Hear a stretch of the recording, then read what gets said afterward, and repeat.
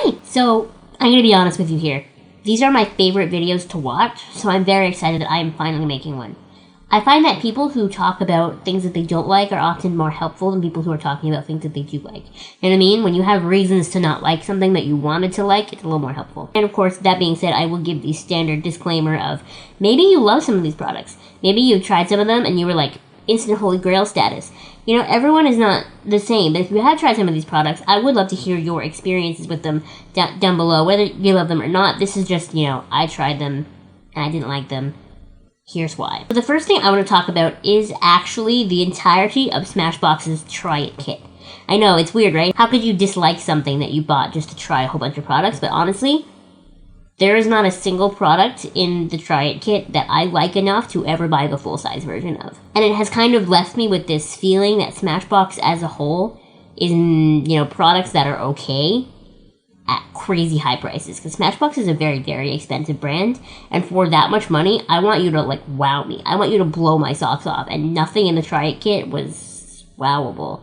The only thing in the Try It kit that I actually did genuinely enjoy using, even still not enough to actually buy, because there are so many great eyeshadow primers, but it is the 24-hour Photo Finish Shadow Primer. That is a really good eyeshadow primer. It, like, makes your colors really pop, and it does hold your eyeshadows on. Like, it was almost hard to get my eyeshadows off at the end of the day, because it was so, so strong. So that was great. But overall, the Photo Op eyeshadow trio thing, you know, a matte beige, matte mid-brown, a matte deep brown. I have all three of those colors in about a million different other palettes, including some from e.l.f. and some from Urban Decay, you know what I mean? Like, you can find those basic three colors all over the place. I get that they would try to go neutral with the Try It kit so that anybody could use it, but it's just kind of, you know, like, nothing exciting there. The Photo Finish Primer, that primer just does not work on my skin. It never has. It's supposed to be one of those, like, perfecting, kind of, like, blurring primers so that your skin looks perfect, and no matter what I do with that primer, it makes my skin feel like it's all shriveled and gross. Even when I use it on areas of my face that are typically more oily, it does not agree with me. I do not like that primer.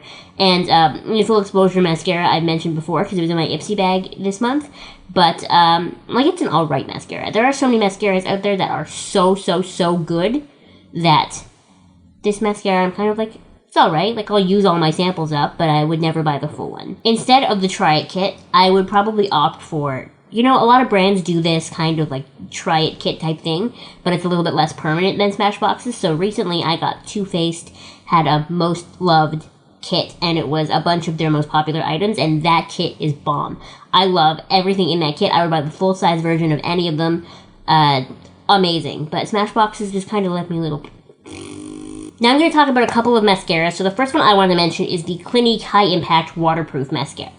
Now, here's the thing. I'm just very, very, very picky when it comes to mascaras because I've tried some that are so, so good and they're like, I adore them. So when a mascara is not everything I want it to be and more, I'm instantly disappointed. So this mascara in particular, it was a good mascara. You know, it volumized and it did all the stuff that I wanted it to, but this is the most waterproof mascara you will ever try in your life, and that is actually what I didn't like about it, because I couldn't get it off at the end of the day. No matter what makeup remover I used, no matter what, like, oil I used, whatever, my eyelashes, even if they were back to their natural shape inside, were still stained black, and I like my face and everything to be completely clean when I go to bed. You know what I mean? I don't want any leftover garbage from the day up in here, and it honestly bugged me so much that I could not get it off. So with that being said, I would have to be honest and say that I prefer e.l.f.'s waterproof volumizing and defying mascara. Is that what it's called? I think so.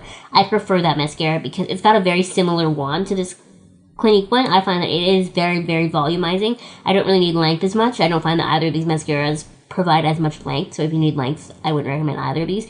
But I find that it did all of that, and it was waterproof, but normal makeup remover took it off at the end of the day. So I actually do prefer the e.l.f. one, and the e.l.f. one is much cheaper. One more high-end mascara that I wanted to quickly mention that I regret buying is actually the Dior Show Iconic Over Curl Mascara.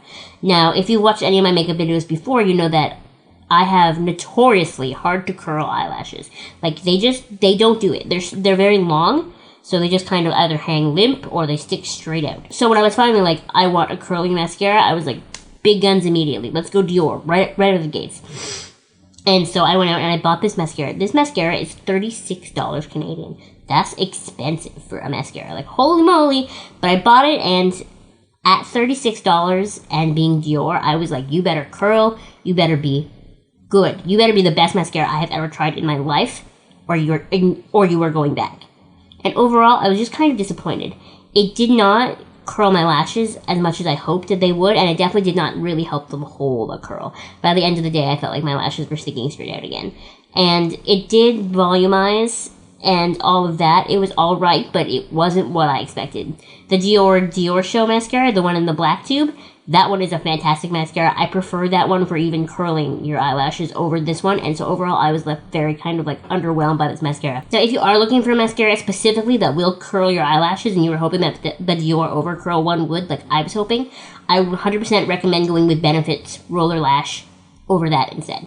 Because Roller Lash, while it does not give you as much volume as the Dior one, it will actually curl your eyelashes and it will hold them there all day. You will have the nicest eyelashes ever, basically, if what you're looking for is curl. So definitely go Benefit over the Dior one for this case, and the Benefit one is much cheaper. So, and the only drugstore mascara that I wanted to mention that I do regret buying that I still have, I definitely know that I've tried a lot of drugstore mascaras in my days that I haven't liked, but this one really stuck out to me. So this is actually Maybelline The Falsies Volume and Express. This is the one in the purpley tube here.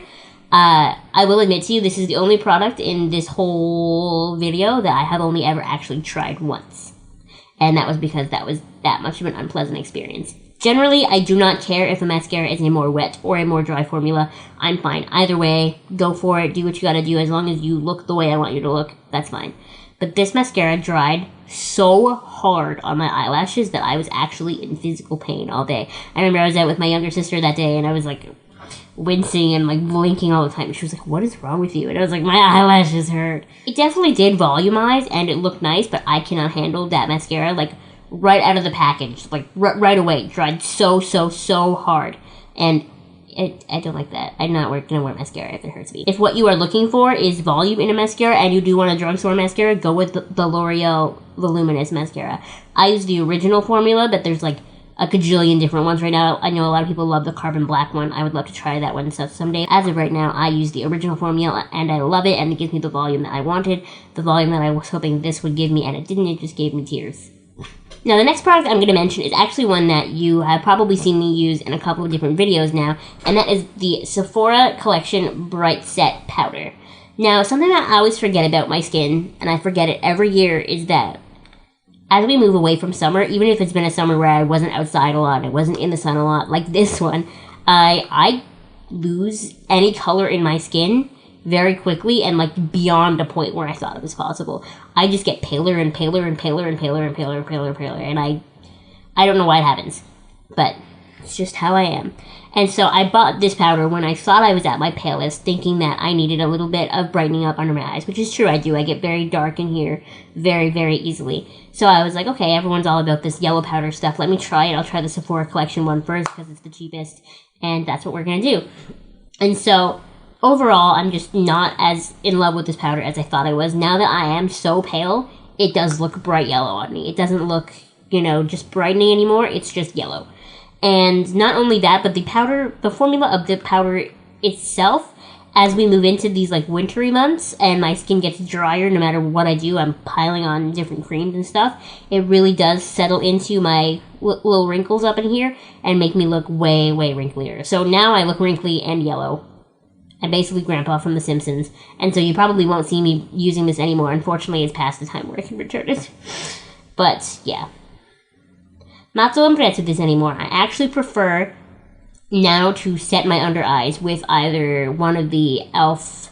setting powders. I actually don't like the e.l.f. under eye setting powder as much as everyone else does because it does have big chunks of glitter in it. And a lot of people are like, but they just brush away. But on me, they don't. On me, those big chunks of glitter, they burrow their way into my under eyes and they sit there. But I actually don't mind setting my under eyes with like the e.l.f. HD setting powder. And I actually surprisingly don't mind setting my under eyes with Rimmel's Stay Matte powder. Because for some reason that one I don't find gets all wrinkly and weird on me. It looks fine. And the last two things I wanted to mention in this video, these are like fan favorites. All y'all love these. I know you do. And to be honest, I can make them work for me. I can. But I don't like having to use another product with a product in order for it to work. It should stand alone, be a great product, and then maybe be complemented by something else. But I want it to work by itself. And both Kat Von D's Everlasting Liquid Lipsticks and Too Faced's Melted Liquefied Lipsticks do not work for me on their own. Do you want to know why? I have very, very dry lips.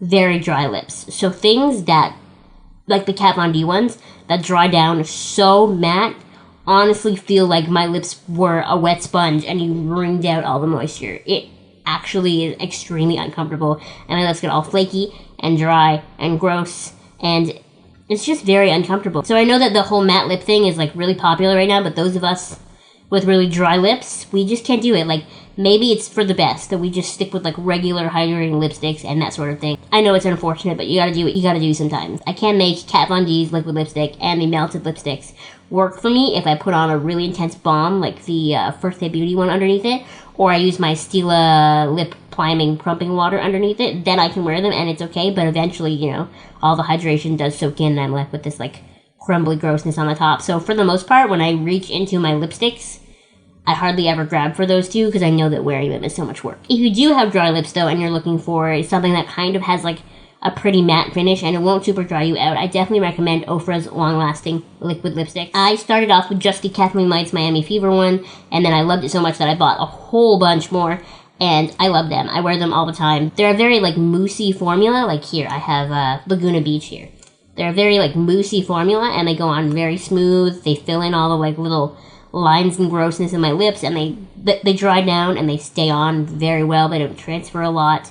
They're basically everything I ever wanted in a lipstick. Like, this is it for me. Like, when it comes to liquid lipsticks, this is my ride or die formula. I don't want any other ones, just this one. So unfortunately, even though the color selection in the Kat Von D one is amazing, and same in the melted lipsticks, I love the colors in that one too, I probably won't be purchasing any more of those because they just don't work for me. And so yeah, that is everything I wanted to mention in this products I regret buying video. Do you have any products that you regret buying that I didn't mention? Let me know below, because maybe I can avoid them if you if you didn't like them and I was thinking of buying them. You know, maybe you can help me out and I help you out. You know how it works. If you have any questions or comments, please feel free to let me know below, especially if you have any requests for future videos. That would be fantastic, because, you know, it's hard to come up with these ideas all the time.